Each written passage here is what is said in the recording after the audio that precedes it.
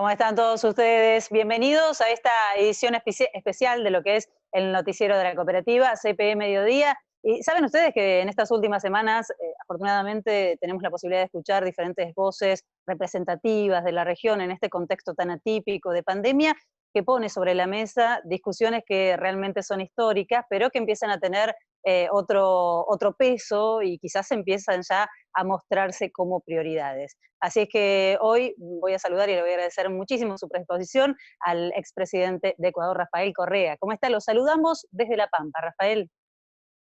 Un inmenso abrazo, qué alegría, como siempre, poder saludar a través de este medio Argentina. A ti felicitas, muchas gracias por esta oportunidad.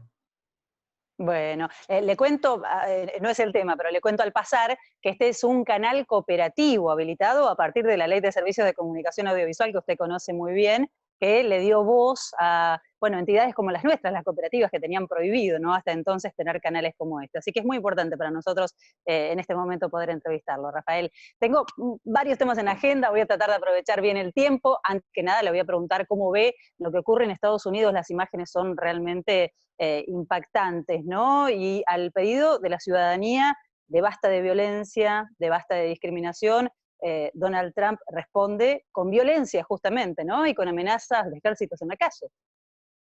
Bueno, se derrumba otro mito, ¿no? Como ya se derrumbó el mito de Chile, son modelos que más que realidades han sido mucha propaganda que encierran grandes contradicciones al interior.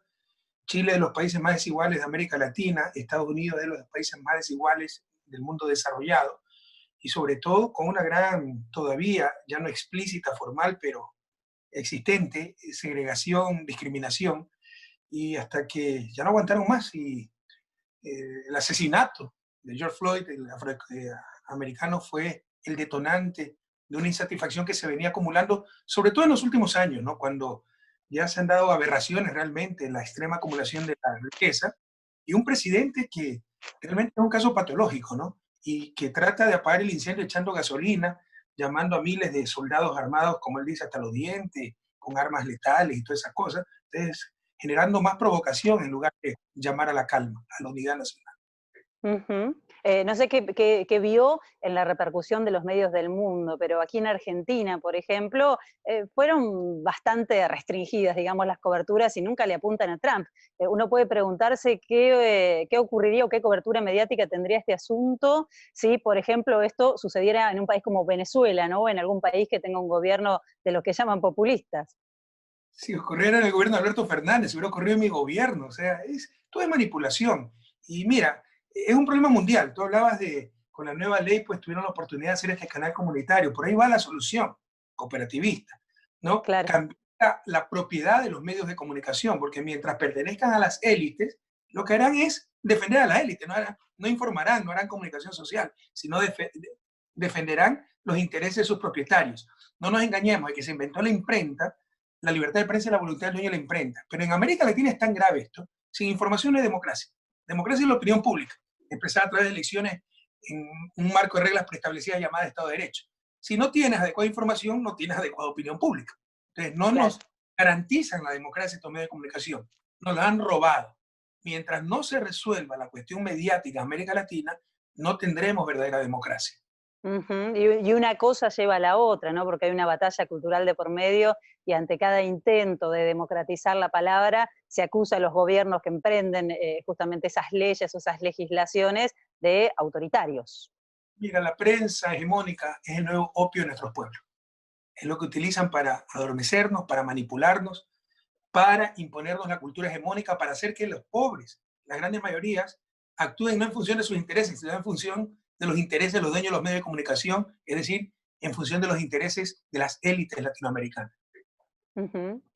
Hablemos de lo que ocurre en la región. Le cuento que hace poquito lo escuchábamos a Pepe Mujica, que siempre es tan interesante escucharlo, y él nos decía, tenemos que pensar en la región de otra manera y empezar a generar lazos desde nuestra inteligencia, desde las universidades, buscar otros aspectos que no sea solamente el comercial, y este es el momento. Lo escuchamos a Samper también proponiendo la creación de un bloque como la OEA sin Estados Unidos y sin Canadá. ¿Cómo lo ve usted, Rafael, a este momento? Es un momento infeliz, por supuesto, ¿no? De pandemia, pero que ha planteado que lo que llamábamos normalidad en realidad era algo bastante injusto, y hay ahí una tensión también, ¿no? Porque por supuesto quienes proponen sostener un sistema más neoliberal, están trabajando para que así sea. Y hay fuerzas progresistas que suponemos también están trabajando para que exista un cambio. ¿Quién le parece a usted que tiene más posibilidades de capitalizar este momento?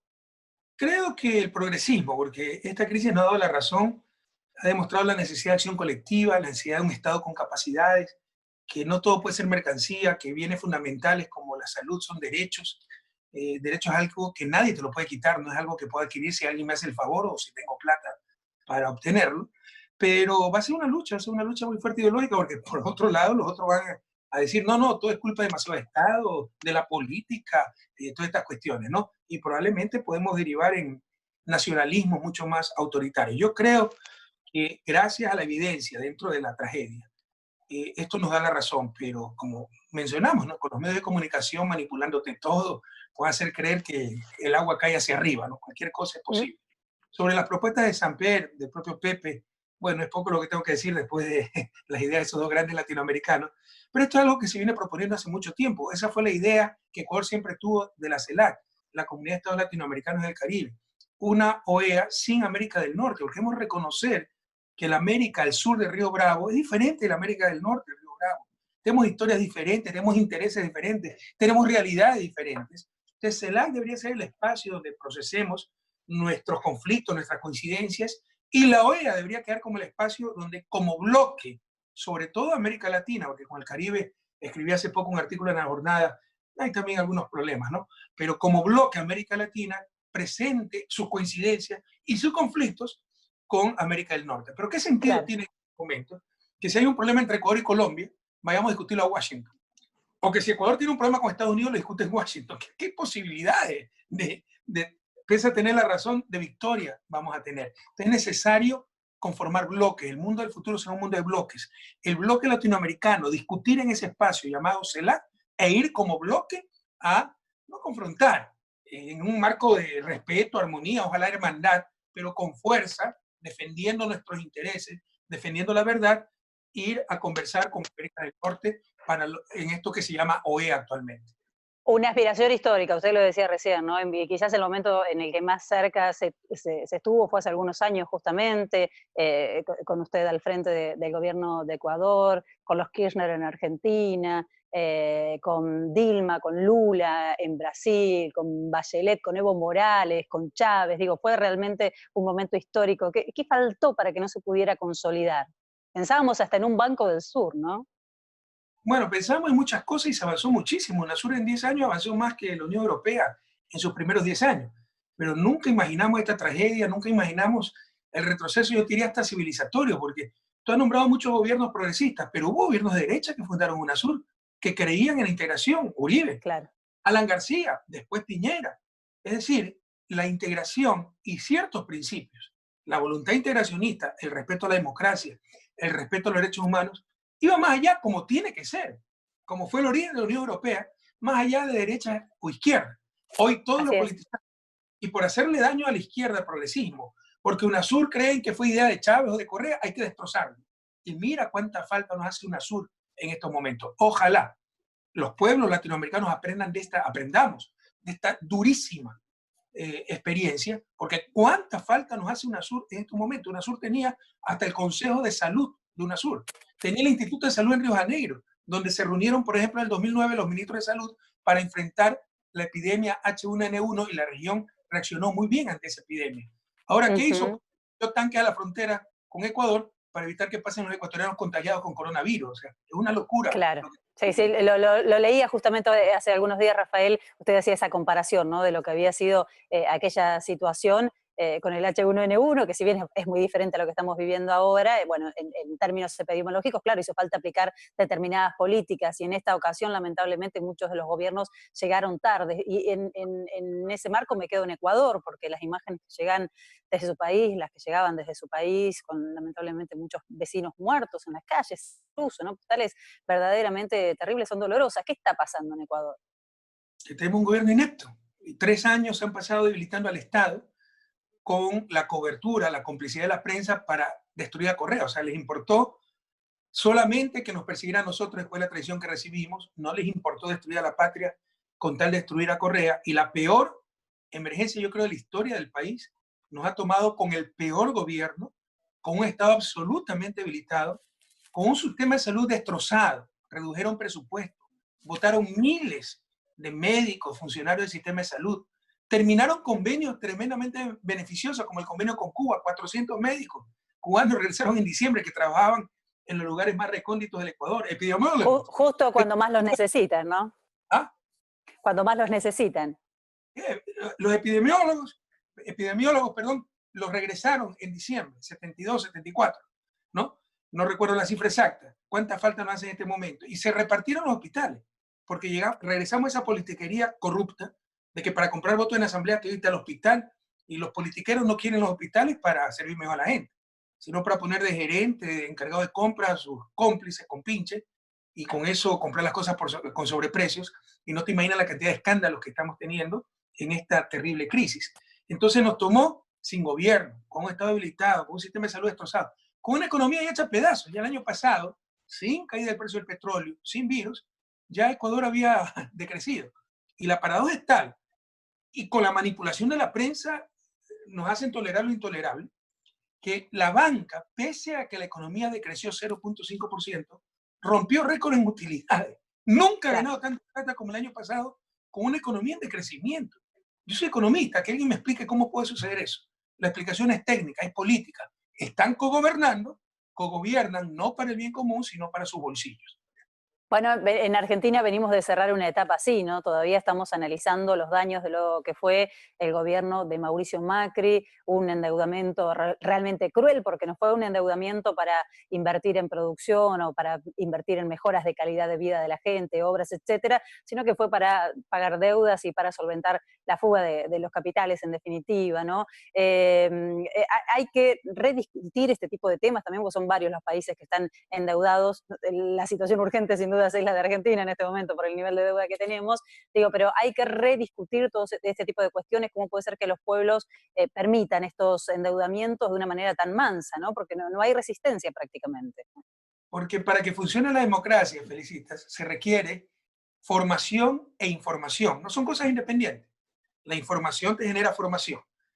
Y las dos cosas las han despedazado. No tenemos información, tenemos manipulación permanente de los medios de comunicación. Por ejemplo, pregúntale a cualquier pobre que no paga impuestos si América Latina tiene demasiado impuestos, te va a decir que sí. Y el Estado obeso, demasiado grande.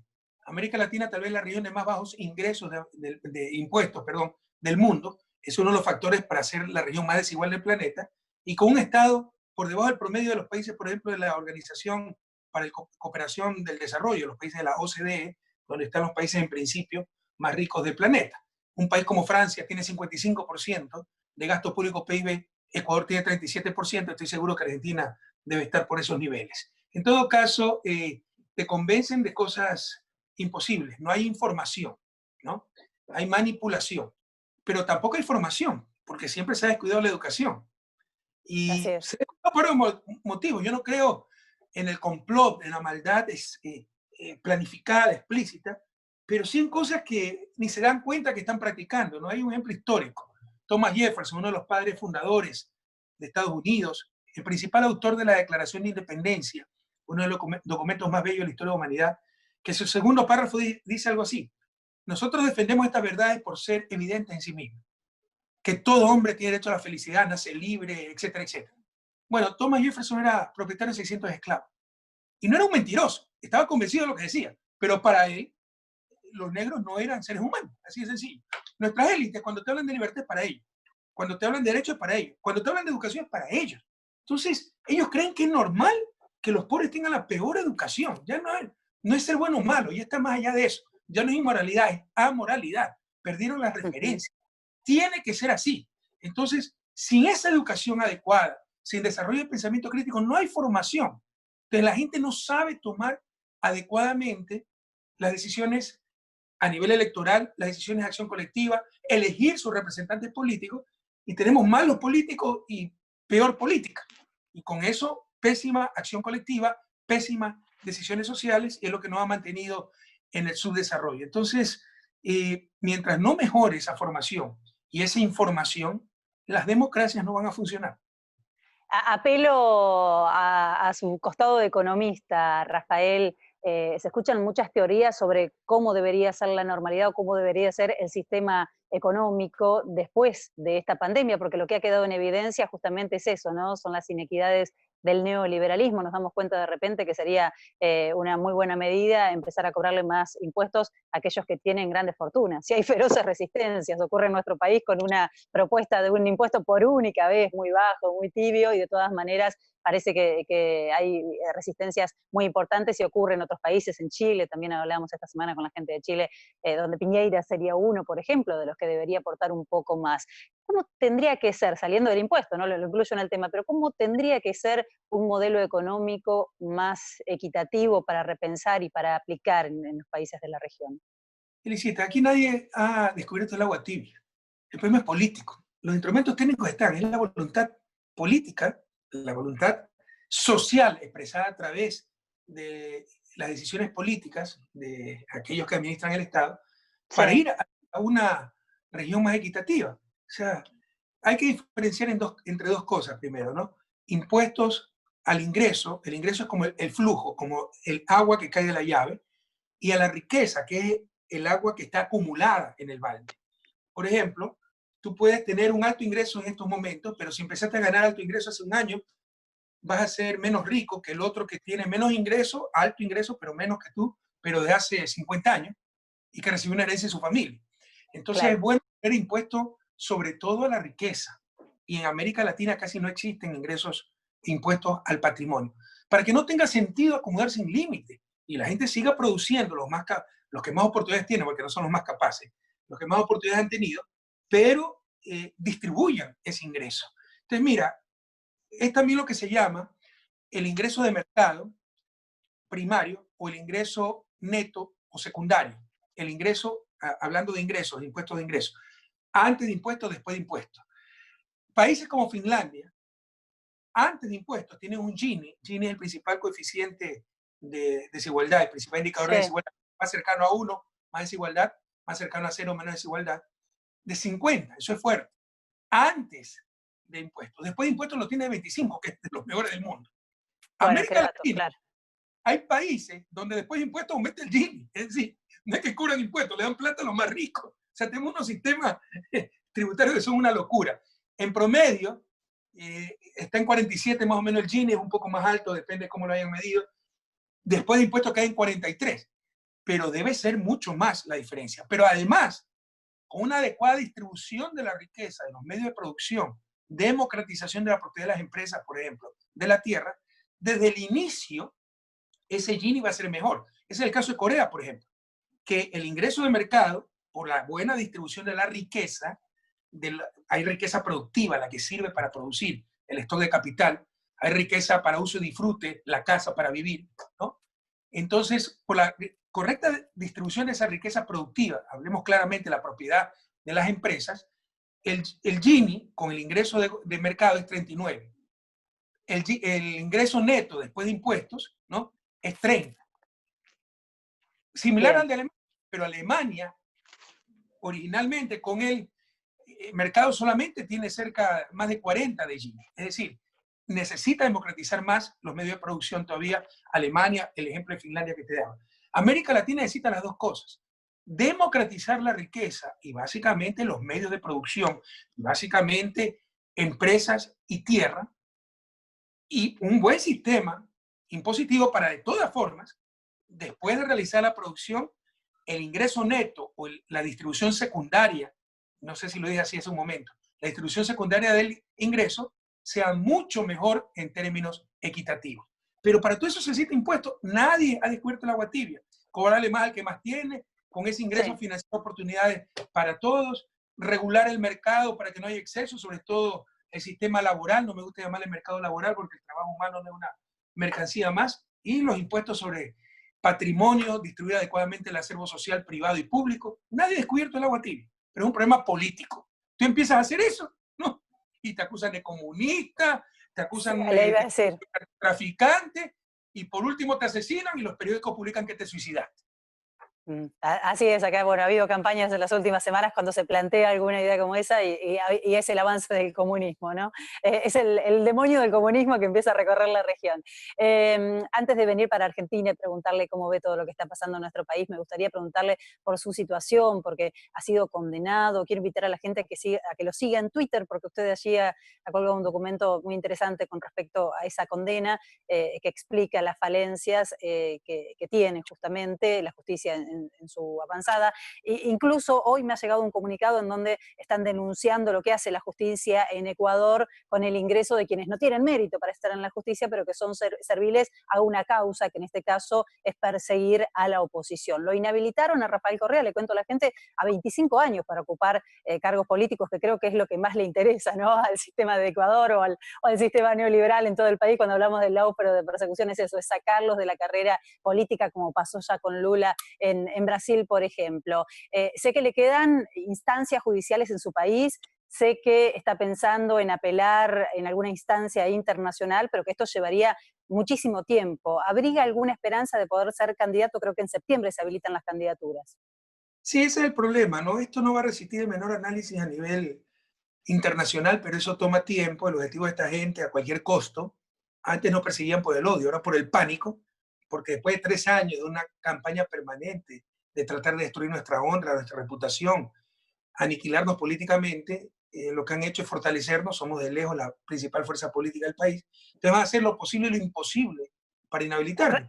Rafael Correa sería el favorito en una supuesta elección en La Ecuador. revolución ciudadana, porque a mí me inhabilitaron inconstitucionalmente también con una ley retroactiva en el 2018 para ser candidato a presidente. Obviamente cuando pierdan el poder todo eso se les derrumba, cuando deben de controlar todas las instancias del Estado, porque no resiste el menor análisis jurídico, constitucional, legal, ético, democrático.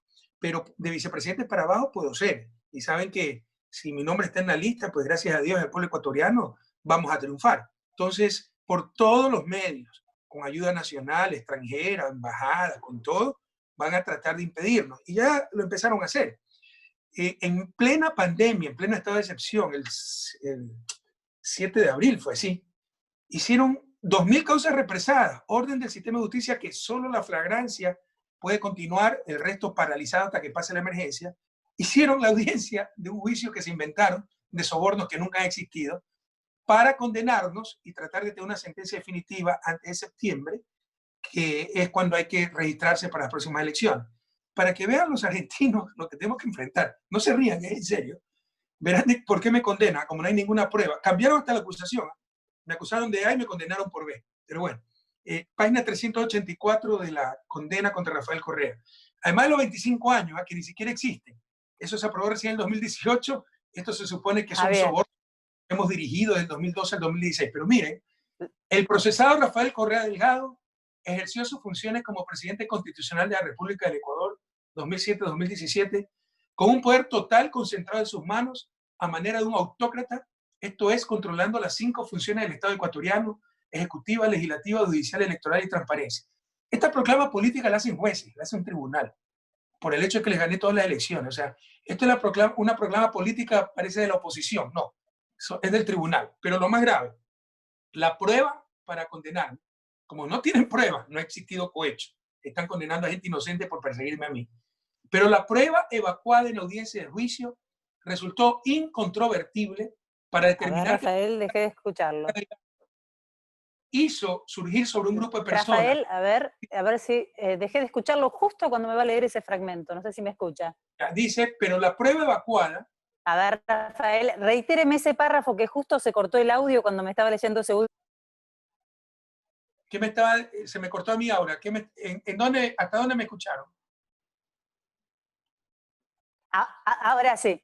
El último párrafo que usted me quería marcar, ese no se lo escuché. Por favor, reitéremelo. La última parte que dice, de lo pertinente, dicen otras barbaridades. Pero la prueba evacuada en audiencia de juicio resultó incontrovertible para determinar que el procesado Rafael Correa Delgado hizo surgir sobre un grupo de personas, específicamente sobre un grupo de funcionarios públicos de su entera confianza, mediante un influjo psíquico, la resolución de realizar el injusto de cohecho. O sea, me acusan de haber tenido influjo psíquico para que puedan colaborar con sobornos.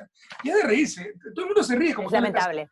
Ya Es es que lamentable. es lamentable, Eso es lo sí, que claro pasa. que sí. Eso es Porque lo que aparte pasa. pierden transparencia las instituciones, eso es lo que ocurre aquí en Argentina, usted lo sabe también, con este cambio de gobierno empiezan a aparecer causas en donde se demuestra cómo lamentablemente un sector del Poder Judicial, sectores de poder, bueno, habían estado nucleados espiando, persiguiendo opositores. A pesar de esto, bueno, hubo un cambio de gobierno, ¿no? Cristina Kirchner volvió al poder como vicepresidenta en este caso. Y para cerrar le voy a preguntar esto, Rafael, ¿cómo ve la Argentina? Con mucha esperanza, pero son momentos duros, no nos engañemos. Usted tiene un gran presidente, Muy duros, muy duros. tiene un gran apoyo popular todavía, felizmente, pero temo, mira, la región va a decrecer 5.3%, la pobreza, el desempleo va a aumentar 3.4%, 12 millones de desempleados va a haber más este año en América Latina, región sin seguro de desempleo, porque los neoliberales dicen, no, que se pueda votar a la gente igualito que en Estados Unidos, y lo que no dicen que en Estados Unidos pierdes tu trabajo y el gobierno te da una asignación pues, para que puedas sobrevivir. Solo 12 países de los 34 de América Latina y del Caribe tienen esa clase de ayuda. O sea, ser desempleado en América Latina es ir a la miseria.